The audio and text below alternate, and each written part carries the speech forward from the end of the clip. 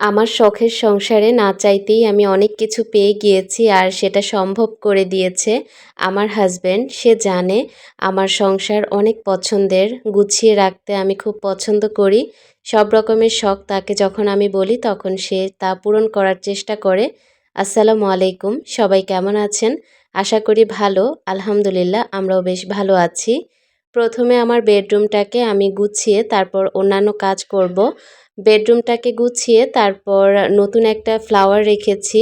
এরপর প্রত্যেকটা গাছে একটু পানি দিয়ে দিচ্ছি। গতকালকে আমি আমার বেডরুমটাকে গুছিয়েছি আর পানি দেয়া হয়নি। আজকে প্রত্যেকটা গাছে পানি দিয়ে এখন দেখতে পেয়েছেন আমার বেডরুমটা একদম পরিপাটি হয়ে গিয়েছে। আজকের ভিডিওটি যদি ভালো লাগে প্লিজ একটা লাইক দিয়ে যাবেন। লাইক ফলো করে আমার পাশে থেকে যাবেন। কিচেনে চলে এসেছি আর কিচেনে এসে দেখলাম যে আমার যেই অর্গানাইজার জারগুলো আছে সেইগুলোর ঢাকনাগুলো একদম বেশি ময়লা হয়েছে, একদম তেল কাস্টে হয়ে গিয়েছে। তো সেগুলোকে এখন একটু সাবান পানি দিয়ে ভালো করে মেজে ঘষে ধুয়ে নিচ্ছি। আর এই জারটা খালি হয়েছে, তো ভাবলাম এই জারটাকেও ভালো করে একটু ধুয়ে নিই।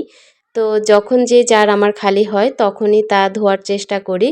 তো এই তো এগুলো এখন ধুয়ে শুকিয়ে তারপর বয়মের মুখাটা লাগিয়ে দেব। তবে এখন আর মোখা লাগাবো না, যেহেতু এগুলো এখন ভেজা। তো এভাবে করে আমি আমার কিচেনটাকে অর্গানাইজ করে রাখি। সেই সাথে প্রত্যেকটা জিনিস কয়েকদিন পর পর যদি ধুয়ে নেওয়া হয় তাহলে কিন্তু একদমই তেল চিটচিটে ভাব আর হয় না। আর একবারে ডিপ ক্লিন করার চেয়ে এরকম অল্প অল্প করে করে নিলেই ভালো। কিচেন কর্নার তাকটা ভালো করে মুছে তারপর জায়গা মতো সমস্ত জারগুলো রেখে এখন আমি আমার কিচেনটাকে একটু নতুন করে সাজাবো।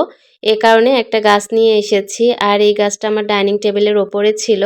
এখন কিচেন সেলফের একদম সামনের অংশে এই গাছটা দিয়ে তারপর একটা টিস্যু হোল্ডার রেখেছি। তারপর আমার ডিমের ঝুড়িটা রেখে এখন আরেকটা রিয়েল প্লান্ট রেখে দিচ্ছি। এটা হচ্ছে মানি প্লান্ট, রিও প্লান্ট, সেই সাথে স্ন্যাক প্লান্ট সব মেলানো আছে। আর ছোট ছোট ডাল কেটে আমি হচ্ছে এগুলো অর্গানাইজ করেছি। দেখতে পাচ্ছেন এই কর্নারটা এখন দেখতে কতটা ভালো লাগছে। কালকে একটা লাকি ব্যাম্বো গাছ এনেছি আর সেটা তো মাটিতে লাগানো হয়নি। আর গাছটা কিন্তু অনেক বড়, খুবই কম দামে এনেছি। তো সেটা লাগানোর জন্য একটা টবও এনেছি, তো সেটাতে লাগিয়ে দিয়েছি।